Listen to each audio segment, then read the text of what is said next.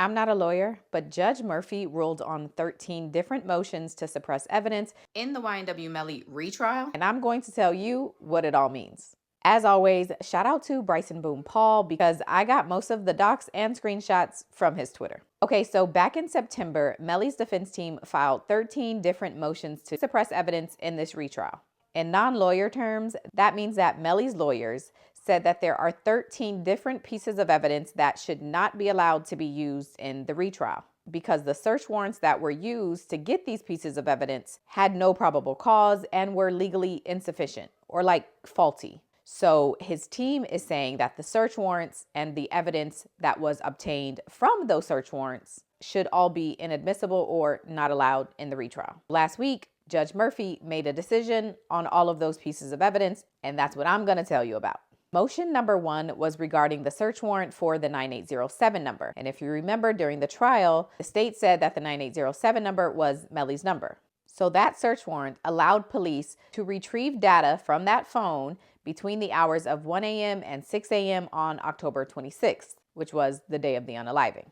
Melly's team says that the search warrant was overbroad. Overbroad means that it had no limits and that the police never specified what they were hoping to get when they searched the phone. They just went through everything that they could, even if it wasn't relevant, and then tried to use whatever they found. So Judge Murphy has ruled that while the search warrant could have been worded better, the warrant itself was in fact sufficient, and all of the evidence that the police were able to pull from 1 a.m. to 6 a.m. on October 26, 2018 can all still be used in the retrial. So ultimately, he denied the defense's motion to suppress that evidence. Did you follow that? Motion number 2 was regarding Melly's Twitter account.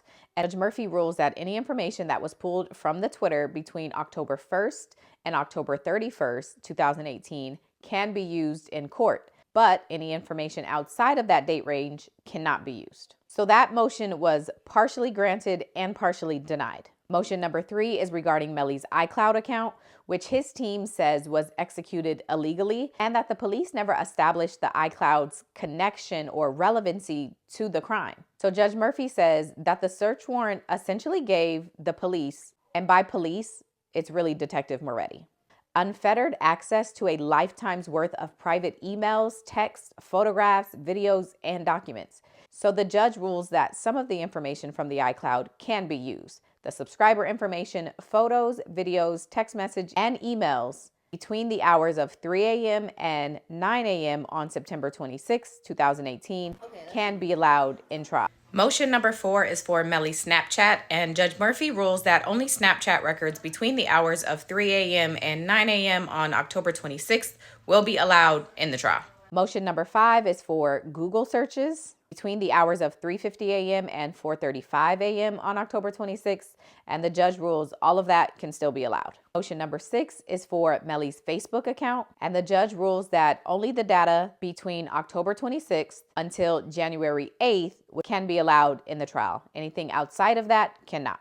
Motion number 7 is for Melly's Instagram account, and Judge Murphy rules that information found between October 1st, 2018 until January 15th, 2019 can be used in trial. Motions 8, 9, and 10 were all denied by Judge Murphy, meaning that anything from these search warrants can be used. But motion 8 and 9 was for cell site data information, and motion number 10 was for an Apple IMEI number, but the number was wrong, so it's kind of pointless. Okay, motion number 11 is for the 9807 number again, but this time it does not contain a date range, and it's for all information contained on the phone. They asked to search everything. To which Judge Murphy said that accessing that much data from a person's phone, because the phone itself may be evidence or speculative at best, and cannot support such an invasion of the defendant's privacy rights. So he says, the only data from that phone that can be used in court is data from October 26, 2018 until February 19th, 2019. Motion number 12 is for 2 Google user accounts, but Judge Murphy said he limits the information to October 26, 2018 until November 1st, 2018.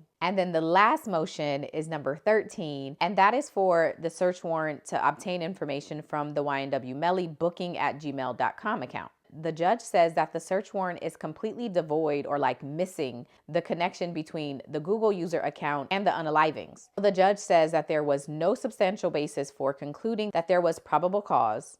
So he ultimately grants this motion. In other words, he says nothing from the YNW Melly booking email will be allowed in. So what does this all mean? Y'all remember the hundreds and hundreds and hundreds of pictures and videos that the state prosecutor went through last time? That won't be happening in the retrial. And remember those text messages about all that gang stuff and the messages about money and the back and forth with Melly's mom? Most of that stuff will not be allowed in the retrial. And because I know you're wondering, that infamous "I did that" Instagram message that Melly allegedly sent, that was sent on October 26th. So yes, that will still be allowed in. Okay, and last thing before I go, Bryson Boone Paul reported that Melly has verbally waived his rights to a speedy trial and a motion for continuance was filed and granted. What that means is that typically when there's a mistrial, there's a 90-day window in which a case has to be retried. But with Melly waiving his rights to a speedy trial and this motion for continuance being granted, that 90-day window